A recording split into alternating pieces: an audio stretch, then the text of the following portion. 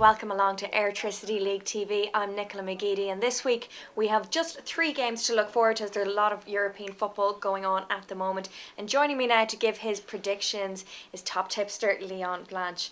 Okay, Leon, the first game we're going to go to, we're off to the show, to Brandywell, where Derry City will be taking on Dundalk. Leon, both sides actually are coming off the back of wins last week, so they'll both be full of confidence, but Derry City are the favourites. Can you see an upset? Yeah, I mean, Derry City, I think, Nicola, they've played each other twice already this year. Derry won in the Brandywell, Dundalk won in Oriel. Now we're back to the Brandywell, and Derry are rightly favourites, you would have to say. 6-4 on. If you fancy a lily white victory, that of course is Dundalk at 4-1, or the draw at 5-2. Dundalk have a small squad. When they have everyone fit and available, they're very, very good side. But at the moment, they are struggling with a couple of injuries. I think if you offered Ian Foster a point right now, he would probably take that, Nicola. So even though I think Derry are worthy favourites, I think Dundalk might be able to just take a point here. They've signed a young guy from Donegal. He's playing with Reading, but he's over on loan with Dundalk. His name escapes me now. He made his debut last week against UCD. He was very calm and controlled as a centre half. He could be a masterful signing for the rest of the season.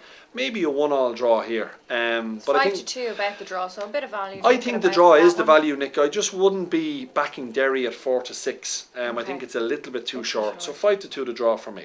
Okay, well, next up, it's a game between the 2 bottom clubs in the league. It's Drogheda versus Galway. Now, this game, you know, it's not going to be a nail-biting game, let's be honest, but Drogheda are improving whilst Galway are just going from bad to worse following their 8-0 defeat against Sligo Rovers last week.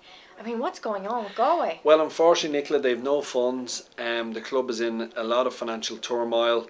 Hopefully something can be sorted sooner rather than later, because your heart would go out to the players and Sean Connor. They're going through a very difficult time at the moment. But Drogheda, as you rightly say, they are on an up curve. They should have beaten Shamrock Rovers last week. They got done by a 95th minute Gary Twigg goal, lost 1-0, but they certainly deserved at least a share of the spoils. But many experts said they should have beat Rovers. They're 4-11. There's only going to be one result here. It's a Drogheda win. It won't make you rich. It's not going to be 8-0 again, is it? No, probably won't be 8-0, but I would think Drogheda should be able to score 2 or 3 against, as you rightly say, a Galway side that are having terrible problems. But as a clever man once said to me, you'll never go broke taking profit. And 4-11, even though it won't make you rich, you will make money. Well, last up, Sligo will welcome St. Pat's to the showgrounds, and Sligo are the favourites. They're flying at the top of the table, and they're against St. Pat's, who look like a valuable bet at 5-1. But they're playing in Europe tonight, so that's surely going to be the reason behind those odds. Certainly is, Nicola. I mean, it's tough on St. Patrick's to let it down in Europe tonight. They're trading 2-1 from the first leg. Best of luck to all at St. Pat's, of course. They have that away goal. It might help them. But then they've got to go and play the league leaders 48 hours later. It is tough, and that's why Sligo are such a short price at 4-7. Sligo are top of the table. They're 4 points clear of Pats in 4th place, but Pats have got a game in hand. So, you know, the Airtricity Premier Division is a cracking league this year, but I'm going to give it to Sligo just for the fact, if Pats were to get through tonight, how much energy, how much effort has that got to take out of them this evening? They might have 1 or 2 beers afterwards if they qualify. So I think the Sligo game might just come too quick. 4-7. You rightly said, Pats on any other time, they wouldn't be 5-1 against Sligo if they weren't playing in Europe. But some people might still call that a bit of value. If they get through tonight, they might feel, hey, let's go to Sligo and let's beat them. The best I think Pats could hope for is a draw at 13-5, but I think the Bit of Red will claim all 3 points at 4-7. Okay, well, speaking of value, we're going to take a look at the outright prices, and we're actually top price now on Sligo at 23-10 in the betting to win the league.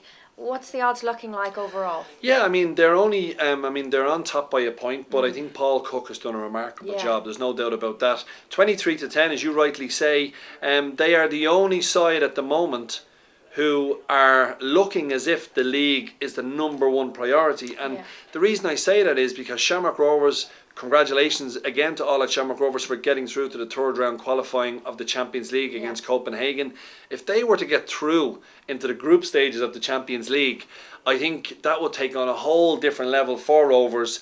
And a club like Sligo, not having won the league in such a long time, their focus has to be on the Airtricity Premier Division. So they're 23-10.